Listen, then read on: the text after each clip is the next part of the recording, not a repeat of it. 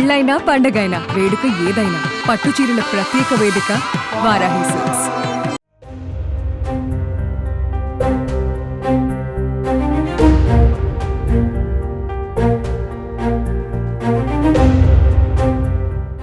ఒకప్పుడు ఇంటికే పరిమితమైన మహిళలు నేడు అనేక రంగాల్లో రాణిస్తున్నారు. ఈ రంగం ఆ రంగమని కాకుండా అనేక రంగాల్లో సత్తా చాటుతున్నారు.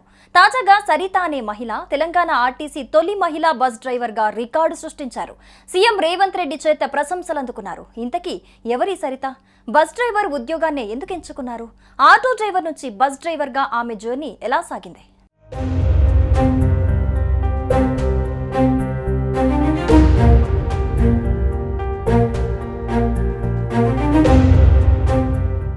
తెలంగాణ ఆర్టీసీలో తొలిసారిగా మహిళా డ్రైవర్ వచ్చేశారు. తొలి రోజు హైదరాబాద్ నుంచి మిర్యాలగూడకు బస్సు నడిపారు.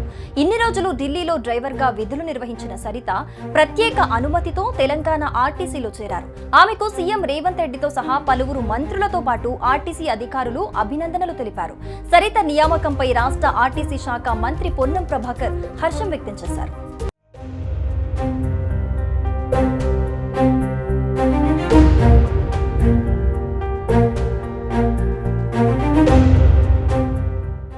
యాదాద్రి భువనగిరి జిల్లా సంస్థాన్ నారాయణపురం మండలం సీత్యా తాండాకు చెందిన వాంకుడోతు సరిత రామ్కోటి రుక్కా దంపతుల 6 సంతానంలో 5వ అమ్మాయి. 4 అక్కల పెళ్లి కోసం తన తండ్రి ఉన్న 3 ఎకరాల భూమిని అమ్మేయడంతో కుటుంబ పోషణ భారమైంది. దీంతో అక్క దగ్గర ఉంటూ నల్లగొండ జిల్లా దేవరకొండలో 8వ తరగతి వరకు ప్రభుత్వ పాఠశాలలో చదివింది. అక్కడి నుంచి 10వ తరగతి వరకు ఓపెన్ స్కూల్లో విద్యను అభ్యసించింది. తల్లిదండ్రులు వృద్ధాప్యంలో ఉండటంతో కుటుంబ బాధ్యత తీసుకుంది. ఈ క్రమంలో ఆటో నడపడం నేర్చుకుంది. 5 ఏళ్లు సంస్థాన్ నారాయణపురం నుంచి సీత్యా తాండా వరకు ఆటో నడిపింది. అనంతరం హైదరాబాద్ లోని బంధువుల ఇంట్లో ఉంటూ బస్సు డ్రైవింగ్ నేర్చుకుని హెవీ వెహికల్ డ్రైవింగ్ లైసెన్స్ తీసుకుంది సరిత.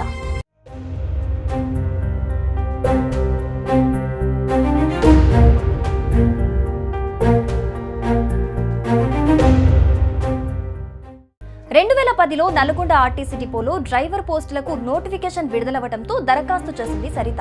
అయితే అధికారులు మహిళలను డ్రైవర్లుగా తీసుకోలేమని ఆమె దరఖాస్తును తిరస్కరించారు. ఈ క్రమంలో ఢిల్లీకి వెళ్లిన సరిత కొన్నాళ్ల పాటు కారు నడిపారు. 2 ఏళ్ల తర్వాత ఢిల్లీ ట్రాన్స్పోర్ట్ కార్పొరేషన్ లో 15 మంది మహిళా డ్రైవర్ ఉద్యోగాలకు నోటిఫికేషన్ వచ్చింది. అందులో సరిత ఒక్కరే ఎంపికైంది. దీంతో దేశంలో మొదటి మహిళా డ్రైవర్ గా గుర్తింపు పొందింది సరిత.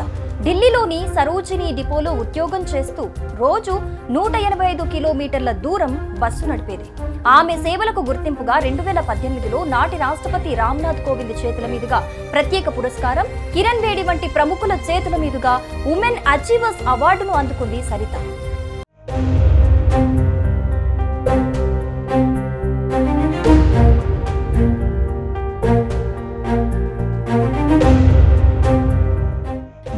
కాంట్రాక్ట్ ఉద్యోగిగా ఉండటం, ఖర్చులు ఎక్కువగా ఉండటంతో సరిత తెలంగాణకు తిరిగి రావాలని భావించారు.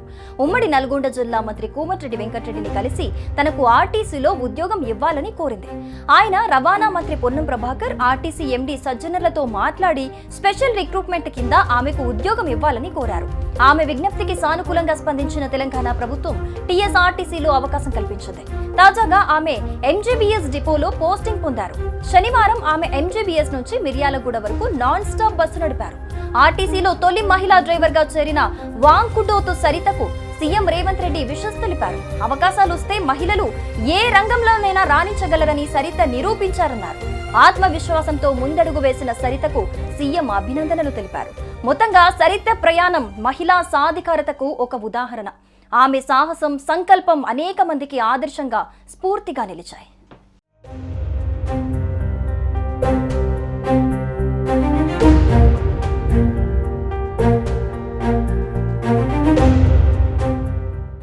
సుమన్ టీవీలో మీ పర్సనల్ అండ్ బిజినెస్ ప్రమోషన్స్ కోసం కింది నెంబర్కి కాంటాక్ట్ చేయండి.